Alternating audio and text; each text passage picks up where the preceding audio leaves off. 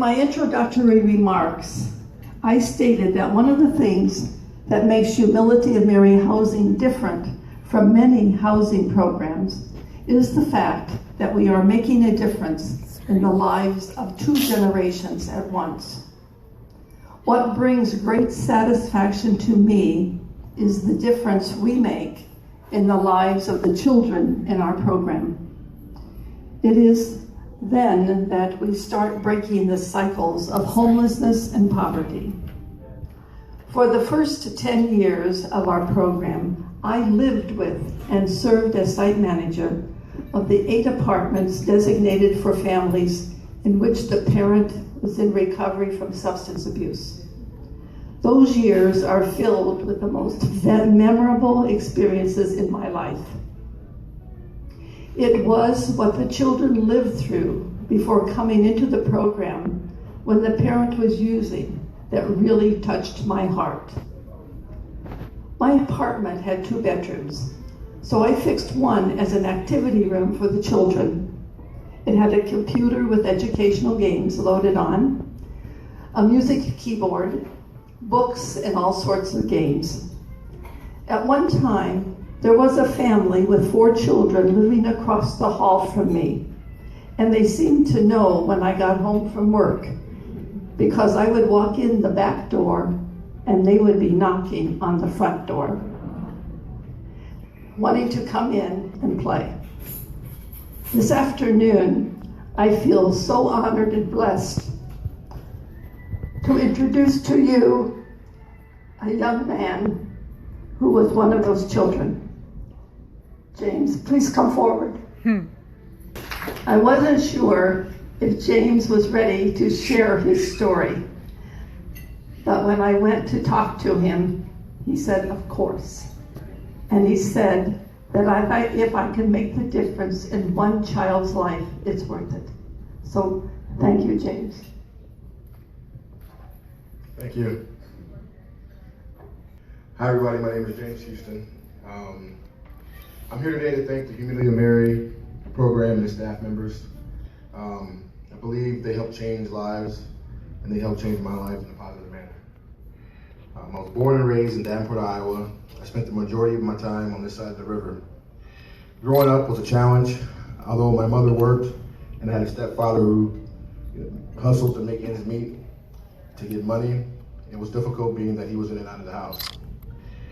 My biological dad was around, but I only saw him at birthdays or holidays, if that. My mother worked as a CNA, but the stress of raising 4 kids alone caught up with her and led her to use.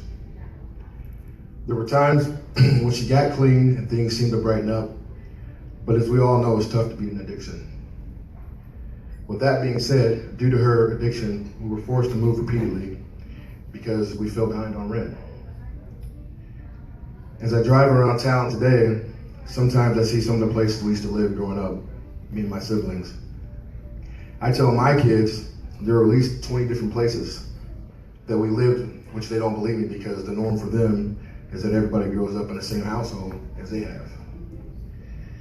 There were times when my siblings and I had to live with aunts and even friends while my mom tried to get clean. When I was younger, I had a lot of anger built up at times and I didn't know why. I would never pick a fight, but I would fight if I was provoked. Being the oldest, I felt like I had a lot of responsibility to help raise my younger siblings, so I'd often worry or be stressed at times. I tried to stay positive. Eventually, my mother was able to get introduced to the Humility of Mary program and was offered to live in one of the apartment complexes so that she can keep her family together, which we were very thankful for. The program helped her get back on her feet, and it was less stressful for my siblings and I because we had a place to lay and eat without any worries. Even if my mother fell behind on rent, we knew we weren't going to be put out. It was also very helpful that Mary Ann lived right next door. She always kept an eye on us. One of the things she did for me was put a basketball hoop up in the back of the complex. It was somewhere I could get away, and it kept me busy and off the streets. I also remember one time she asked me what kind of music I liked. I I said, rap. So a couple of weeks later, she approached me and handed me a gift. I opened the gift, and it was a cassette tape with a band named Pearl Jam. In my head, I was like, what is this? But immediately, even at that young age, I realized that it didn't even matter because I was just grateful that someone took the time to do something for me. I kept that tape for a long time because it taught me about being kind and doing things for others. And the fact that you did that, I thank you for it. So fast forwarding to my senior year of high school, my mom moved to the Arsenal Courts in Rock Island. But I wanted to finish school on this side of the river, so I stayed with my cousin. It was kind of hard because at times I felt like I was already on my own, but I graduated from Davenport West successfully.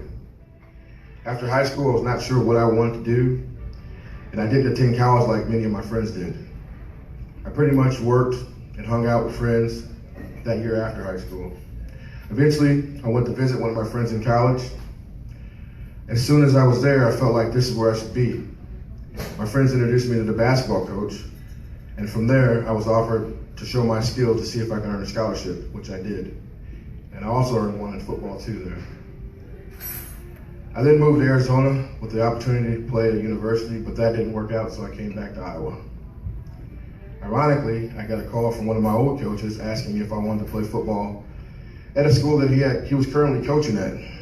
He told me if I wanted to, but the scholarship was mine. And that was at William Penn University, and of course, with no hesitation, I said yes. Although it was great and I enjoyed playing and attending school there, I was in a relationship with my then girlfriend, now wife, and we had already started a family. Things got kind of tough, being that I was so far away from home, so I left school to help take care of my family. I did manage to play a little arena football for the Quad City Steamers, which was great because I was able to prove to myself that I was able to compete on the D1 level.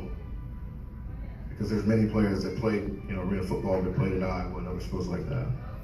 I eventually graduated from college with a degree in criminal justice and social justice with a minor in psychology. From there, I was able to get a career job working for the Department of Correctional Services. I started off as an officer, then a counselor, then a probation parole officer, and eventually became a supervisor. I've been there 11 years, and I love it because I'm able to help change people's lives just as the Humility Mary helped change my life. I have 3 beautiful, talented, smart kids with my wife. My wife has been teaching for the Davenport School District for 16 years, and she's my rock. And together, we have taught our kids to work hard, to be humble, and to be thankful. I personally have tried to make sure they have the things that I didn't have growing up. Things like making sure I'm at their games, coaching their teams, going to their school events, eating as a family, supporting every aspect they have in life.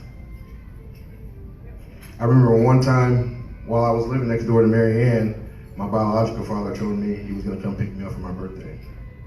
I sat in that porch for hours waiting for him to show up, and he never came. I told myself that when I had kids, I would always be there for them. This story, my story, is much deeper than what I have time to tell. But what I can say that if it wasn't for the Humility of Mary and programs like it, I may not be the individual I am today. I could have easily decided to go down the wrong path, as do many kids that have had similar upbringings as I did. But having a support system like the Humility of Mary helped develop me into the person I am today, and I thank you.